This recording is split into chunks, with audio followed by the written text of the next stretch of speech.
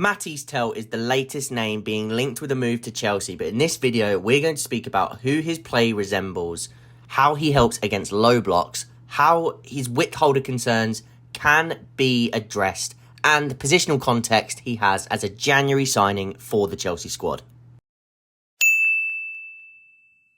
The 19-year-old is a left-wing centre-forward hybrid who has also played off the right for Bayern Munich. But no matter where he's playing, you will always find him occupying those similar zones that I will refer to as his hotspot in that left half space, also drifting into that left side of the penalty area.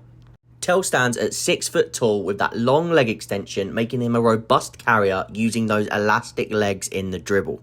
This allows him to absorb contact really well during the dribble and then manipulate and create separation from his opponent, not only using his ball protection of his frame, but also, as we said, those elastic legs and that ability to get a foot in front of the defender and make that first contact.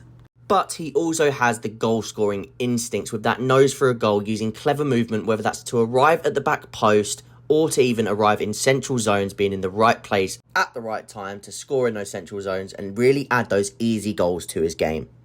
Tel's hotspots are actually very similar to Kylian Mbappe, arriving in and around those zone 13 and those zone 16 to 17 merged areas on that left side of the penalty area. When Tel does arrive in these zones, it's best of his shot variation that he can get those shots off, not only being able to curl that one into the far corner, which has become something of a trademark for him, but also having that ability to pull it back and put it in to that near bottom corner.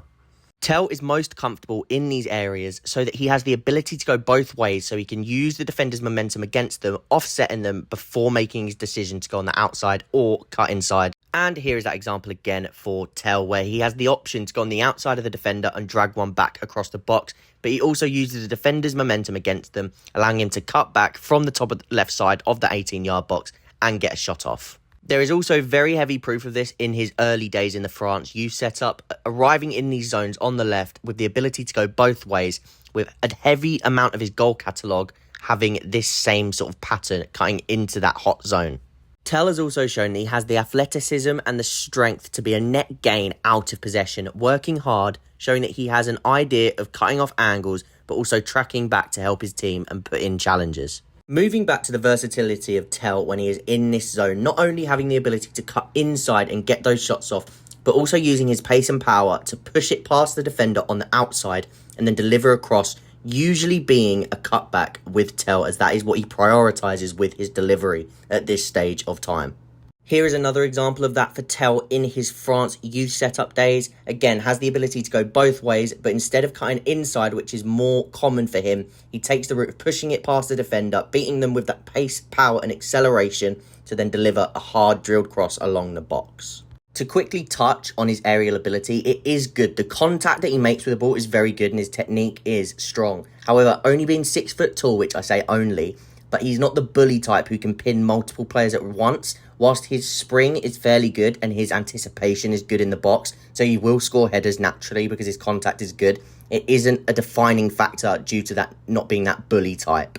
But that aerial prowess, that frame and that pace all into one makes Tel a very good outlet, especially when playing on the left, pinning that fullback nice and high, but also being a direct outlet to help his team get out. This is why in the first phase of play, I can see Tel being fairly effective as that left wing to be an outlet on the ball when Chelsea win the ball back and have to go direct. But this doesn't stop there. His movement, not just his box movement to sniff out those goals like we said earlier, but his movement on the last line to attack in behind defences is really clever, and he can make those runs off the shoulder, not only from the wing, but also when playing as a centre forward. Here is another example of Tel receiving with his back to play, but on the wing as an outlet, as that winger to hold possession and then combine to come infield, but he's starting off as that touchline winger. I believe this goal from Tel is one that is perfect to analyse because he receives it out on that touchline as that left winger, but he instantly uses his speed of thought to put it down the wing to a half-space runner who's going to take up that space, drag a player away with him, which then allows him to move into that central zone closer to the tip of the left side of the 18-yard box, which we've spoke about as being a real hotspot for Mathys Tel. Then from here, he can apply more of the positives that we spoke about in this video, manipulating his way into that hotspot to then get off one of those signature curled finishes into the far corner with real precision and power, another trademark goal for Tel. Tel's main weaknesses, we'll start with his centre-forward play. It would be that back-to-goal play, the ability to bring others into play, pinning defenders. As I said, he's not really that bully type to pin multiple defenders at once and be a real hassle in the box. He's more about his quick speed of thought and movement. So that would be it as a centre-forward. In terms of as a winger, he has the tendency to make loose passes inside, especially when trying to combine from the touchline. So that would have to be a little bit sharper instead of those loose sort of passes infield, because that could cause turnovers. And lastly, just adding a little bit to that crossing variety, not always looking for the drag back, which is very effective for him, but also working on those clip balls and a few other creative ways of getting the ball into the box for his teammates. Let's move on to the tactics board part of the video. Now, you're going to have to bear with me because I do have a bit of a cold. I've set this up in a way that we could see a lineup to begin with, right? And we're going to talk about why I actually think Cucurella is really important to Tel and his success. Now, let's start with the left wing usage of Mathys Tel, okay? Which is where I personally want him to be used from the get-go when he first joins. I think that's where he makes the most sense. But again, we're going to talk about how the future would pan out, how he sort of helps the entirety of the squad and how he sort of links in with other areas of the pitch as well. But we're going to talk about this first. So we've got relatively how we've been setting up lately. Okay, you got the right centre back in this zone. You got your left centre back being Cucurella in here. You got Cole in the central centre back, and then you got your right back being the one inverting into the middle of the park with Casado. Now, a lot of people have their quips with Mathys Tel being a width holder. Now, with that being said, I hear and I understand, because I don't think he's best when being pinned in these areas. I don't. His best zones, as we spoke about in the video, is more or less here. Okay, so when he enters sort of zone 13 and then into the box, like sort of that extra part of the box as well, which we sort of spoke about earlier. That tells sort of hot spots and his best zones for me. Now, the best way for him to get inside, and we've seen this, is he can drop into these areas to link play. Now, we did say that is one of his weaknesses at times, is he can be a little bit loose with his passing back into the middle from here. But I love his variety, even as that width-holding winger in these sort of first phases of play. Now, you got to remember the first phase for Chelsea is essentially that 3-2, two pocket players who can drop into these gaps as well, but also sort of arrive in these central areas to receive the ball. And then you've got these three who can pin the opposition players. Now, Tel having the pace and power that he does, again, referring back to a Rashford type, a Gakpo type, even a Sadio Mane type, they can pin on the last line in that first phase. Tel, the reason I don't want to say Palmer, and we spoke about that before, is I don't want Palmer out here, is because I think he's really useful in these central pockets in build-up. Tel, whilst he could be useful at dropping in and receiving the ball to sort of carry it forwards in those moments, I actually think he's fine to be pinned out here in the first phase. That's really important in the first phase, to be a direct outlet, not only for these players here when they do receive the ball to sort of have that first access point to the wing, but also there's times where Sanchez sort of receives the ball and we're being man-to-man pressed all over the park. And that ball is on. And that is a good ball to have when you have a 6-foot power, like I said, pace and power winger who can run in behind, who can drop in and receive the ball and use his frame to sort of receive it. He's good in the air in the sense of winning his duels as well. And that's a good thing to have as that outlet type winger. Now, Neto isn't that on the right. He's not an outlet type winger. He's fast in behind, and he's a transition winger. But when I say outlet, I mean sort of who can protect the ball on their own when it comes into them as well. Like I say, Rashford and Gakpo, I'm going to keep referring back to them because I think they are very similar sort of left wing hybridy types to Mathys Tel. So, where are we at with that?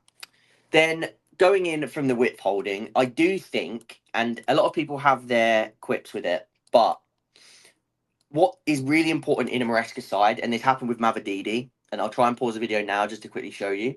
If you look at the red dot, that's very similar to what we spoke about in terms of start position for Tel. And this is Mavididi from last season under Maresca, making his way into the box, committing defenders in that same sort of zone with the ability to go both ways. And again, here's another example. Dewsbury Hall makes that run outside, very similar to a goal we saw earlier, allowing Mavididi to drift inside to that more hotspot zone, as you can see here, where he can either get the shot off or combine to make a box entry. This is very similar to what I think Tel could really thrive with in this Chelsea team, especially alongside Cucurella. As you can see from that, Enzo or whoever's in this spot and their ability to make those sort of blindside runs into here, but also sort of at times, if Tel wants to drive inside, he's taking a man away. And that now allows Tel to arrive in this zone in the second phase of play, not the first phase. He's not starting in here. He's not starting in the middle of the pitch. He's starting as that width holder, and then he's arriving in here based upon the movement of his sort of support runs. Now you're in his hotspot. You're in his zone, which we spoke about again, and that's where he can be really effective coming inside, not only sort of with his own shot creation, but also how he can react and allow other people to sort of manipulate around him and combine with him. So that is really important. Enzo has made a big effort to do that with Sancho since his arrival, because Sancho has some similar limitations in terms of that ability to sort of he prefers to come inside. Sancho can beat his man on the outside, and that's another thing that goes in Tel's favour, right? He's got that little sort of stutter step. He doesn't mind slowing the ball down, really sort of coming to a halt and then pushing it past his fullback, using that pace and power on the outside of the fullback, not only to come inside, as I say, to beat them down the touchline. And Tel has that over someone like Sancho, someone like Felix when they play on the left, someone like Nkunku if they ever played on the left. He has that sort of natural winger athleticism on his side. So that helps him. But that being said, Enzo probably isn't the best sort of partner for him in this sense, which is why it would cause, for me, Cucurella being in this zone would be really, really helpful for Tel and the success for him. Now, what that does mean is a few sort of movements. Colwell would probably have to be as that left centre-back, unless you're going to play Colwell as the right centre-back and have him as the central centre-back still in possession, which is an option. And a lot of people won't like that because Colwell, as I said at the start of the season, I think his best position is in here. But he can play here. So let's just do it for the sake of it. We'll have this as discussion. And this would now be, this player could be, let's just put Tosin in there for now. But this could be sort of, if we were to sign Gurhi, this is a good way of using Gurhi as well. With Achempong still probably starting at right back over Gusto in this sense, to again add that little bit more sort of width defending as that right centre back, recovery pace, those Fofana like qualities which we spoke about in the centre back video. So go check that out if you want to. That would then allow you to have this double pivot, which I like more as well, with Enzo behind but has the recovery sort of angles of Cucurella and that work rate just in front of him. But now what you have is this really good connection of a player that will make those selfless runs into here, will receive it in the box if he needs to, make a half space run, will even come out wide if he sees that Tel sort of slightly drifts infield. He can make the run on the outside like this to, again, offer a different option and allow Tel to go in multiple directions himself.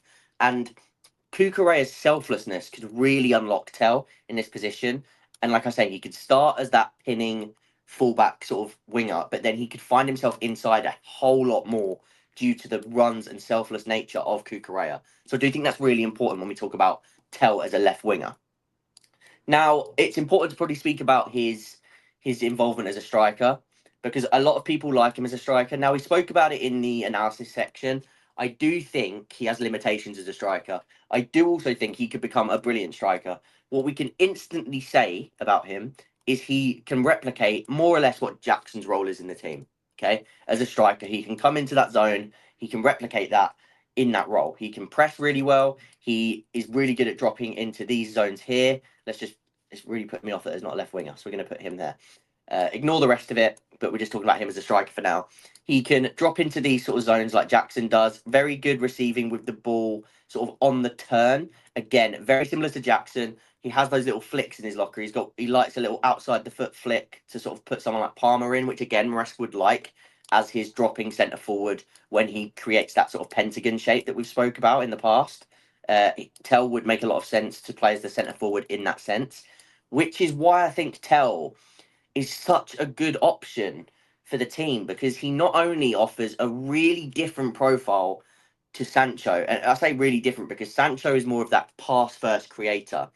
Tel is a goal scoring winger, and yes, they both have the sort of a tendency to arrive inside more often than outside, but Tel offers very different attributes to Sancho, which is a brilliant asset to have. If they're your two left wing options, you have a lot of different attributes that you can use out there.